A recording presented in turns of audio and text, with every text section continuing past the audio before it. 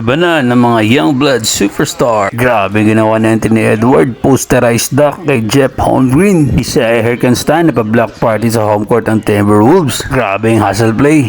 Ito palang sinayang ng New York Knicks ang pagbabalik ni Jeff Holmgren matapos ng 3 buwan na injury. Labanan sa West Conference, top-seeded Oklahoma City Thunder against defensive team ng Minnesota Timberwolves. Nash Reed kipagbardagulan at Jaren Williams. Grabe ginawa natin ni Edward. Posterized duck kay Jeff Holmgren. Bench ng Timberwolves napatayo sa ginawa natin ni Edward. Halos hindi makapaniwala. Hanep, ganda ng ball movement ng Minnesota.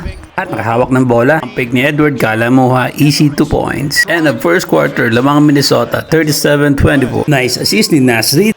Cut ni Dillingham. Yun nga lang, gandang block ni Herkenstein. Napatas pa ng kamay, sabi niya goaltending.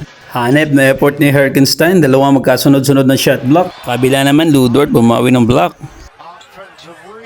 Nash Reed, nasa zone. Nakalayan mo ba naman? Dalawa pa namang center ng OKC ang harap-harapan. Napinahiya. Ay Gilles Alexander, pinipilit pang buhatin ng team sa magkasunod-sunod nito na play. Ilang season na din na napabilang ang pangalan Gilles Alexander sa Kia MVP ladder. Averaging 32 points per game, 52% efficiency, 5 revs and 6 assists. Sana mapagpatuloy niya magandang laruan this season at magkaroon ng magandang playoff run. Sa ganon, mauwi nito ang MVP this season.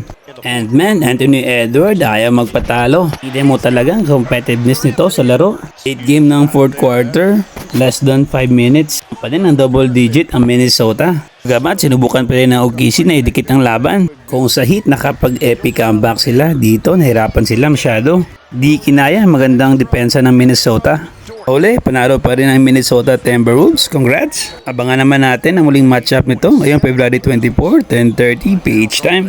Anthony Edwards, pasayo-sayo na lang.